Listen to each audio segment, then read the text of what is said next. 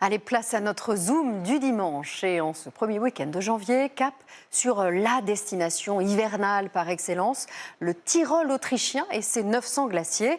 Des paysages que la neige et la glace figent et qui s'animent à la faveur de la bonne humeur des habitants et de leur chant traditionnel très entraînant, le célèbre Jodel. David Bordier et Pascal Delporte.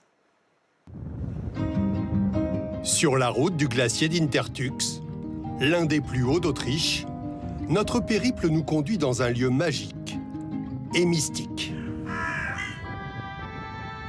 Comme un jardin d'hiver en Asie, les bords du lac Tiercy sont une source d'inspiration pour Harald Hofer, cet instructeur de tai chi et de qigong. Le froid et la neige m'apportent de la spiritualité, du calme, donnent à mes mouvements de l'harmonie.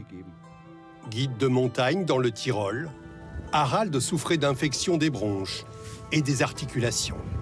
Ces techniques l'ont guéri. Guten Morgen. Guten Morgen. Notre route croise Kufstein, la deuxième ville du Tyrol. Sa forteresse du XIIIe siècle est un des symboles des guerres contre sa sœur ennemie, la Bavière. Du haut de la tour des bourgeois, de drôles de sons s'échappent sur la ville. Johann Esberger, l'organiste en chef, accorde un instrument monumental, soumis au climat de la montagne. Ici, nous sommes sur un des 65 registres. Celui-ci s'appelle trompette et je vais accorder quelques sons.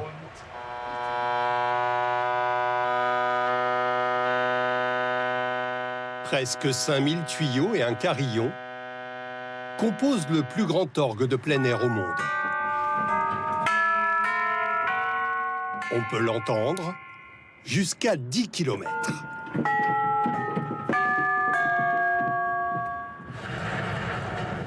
D'une lumière à l'autre,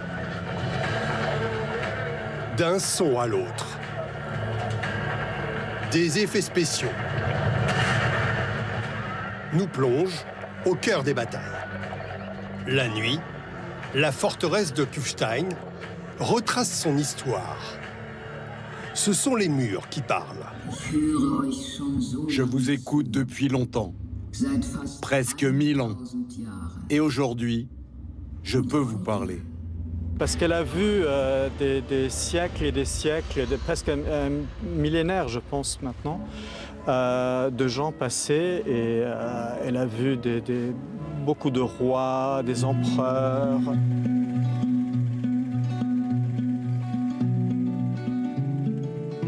En direction des sommets, nous rencontrons d'autres seigneurs. Le Tyrol est le berceau de chevaux mondialement connus. Les Haflinger.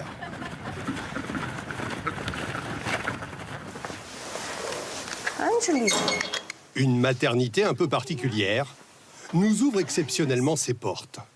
À sa tête Sabine, la responsable des écuries.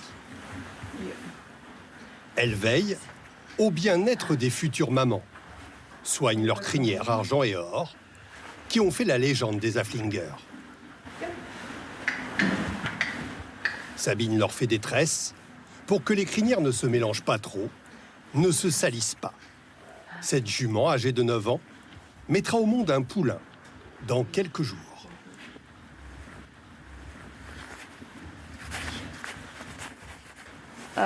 C'est très beau. Si on touche à cet endroit, on sent vraiment le bébé. Des petits, peut-être aussi des futurs mâles comme ces jeunes chevaux, âgés d'1 an ou 2. Certains foulent la neige pour la première fois, se mesurent aux autres. Doux et travailleurs, les Haflinger font partie de la culture montagnarde du Tyrol. Toujours plus haut, cette fois à 1000 mètres d'altitude, nous sommes attendus dans le plus beau village d'Autriche, au milieu des Alpes, Alpark, et ses chalets de bois. Certains datant du XVe siècle. La nature, l'architecture des maisons, c'est une tradition, tout est en harmonie. Et c'est ma passion de faire du ski dans cet environnement.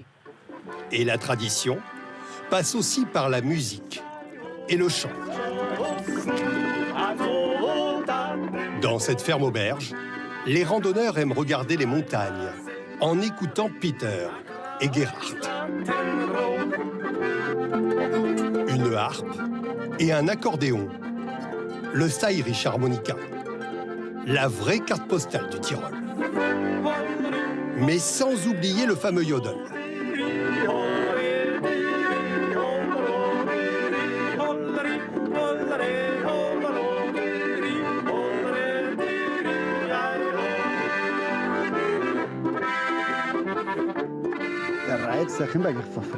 Si on chante le yodel, on ne peut jamais être triste. On est toujours heureux. Il y a très longtemps, ce chant servait à communiquer de vallée en vallée, à travers les montagnes. Pour les grandes occasions, les Tyroliens adorent porter des habits traditionnels. Bonjour, je suis Georges, le brodeur. Bienvenue chez moi. En utilisant l'extrémité, la partie la plus dure des plumes de paon, Georges fabrique ses propres fils. Ils sont seulement 5 dans le Tyrol à maîtriser cette technique. Ces fils, ultra solides et naturels, lui permettent de broder des ceintures de cuir. Pour cette pièce, j'ai utilisé 60 à 80 plumes de paon. 1 mois de travail, 11 heures par jour, il faut attendre 1 an pour espérer obtenir une ceinture chez ce brodeur de renom. Ce jeune maître charpentier voulait une ceinture pour fêter son diplôme. Elle porte son nom. C'est exactement ce que je voulais. Cet accessoire, qui peut valoir jusqu'à 3 000 €, se marie avec un vêtement très prisé, un short, paraît-il confortable, porté pour des cérémonies ou même au travail. Ce sont les culottes de peau, réalisées à la main avec du cuir de cerf. C'est très résistant. Pour rejoindre notre destination finale, il faut monter à 3250 mètres, dans la vallée du Zillertal. Au sommet des Alpes autrichiennes, par moins 10 degrés, nous retrouvons Roman. Je suis ému à chaque fois que je m'apprête à pénétrer dans cette grotte. Nous le suivons à 20-25 mètres de profondeur, à l'intérieur du glacier d'Intertux. Ce guide, chef des pisteurs, veut nous montrer le mur de glace et ce petit passage qui a changé sa vie. Voici l'entrée originale que j'ai découverte en 2007. On pense que c'est la première fois qu'un homme rentrait ici.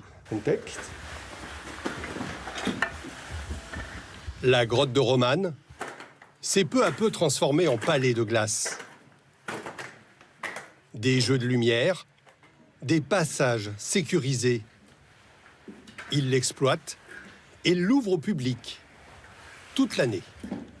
Je suis émerveillé par la beauté de ce glacier. Chaque fois, cette glace me fascine. La moitié des 1200 mètres de galeries connues est aujourd'hui accessible. Mais Roman n'a pas percé tous les mystères du glacier. Il y a 2 endroits que je n'ai pas encore explorés.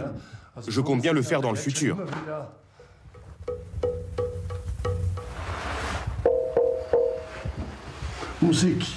Dans les entrailles d'Intertux, on entend même le son d'une pagaie. La base du glacier est imperméable et retient l'eau. Naviguer en paddle, étonnamment sur un petit lac, est possible.